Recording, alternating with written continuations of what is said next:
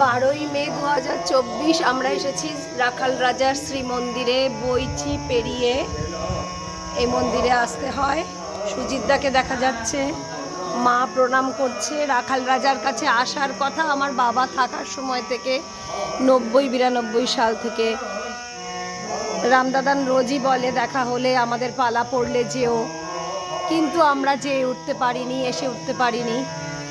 আজ শ্রী গুরু ভগবানের অসীম কৃপায় আমরা আসতে পারলাম রাখাল রাজা মন্দির বইচি। এসে ভীষণ ভালো লাগছে। এই যে কালীয় দমন, বিভিন্ন রকম মূর্তি রয়েছে, অল্প অল্প লোকজন আসছে, খুব শান্ত একটা পরিবেশ। বিরাট বট গাছ, নাম গান চলছে, হরে কৃষ্ণ হরে রাম।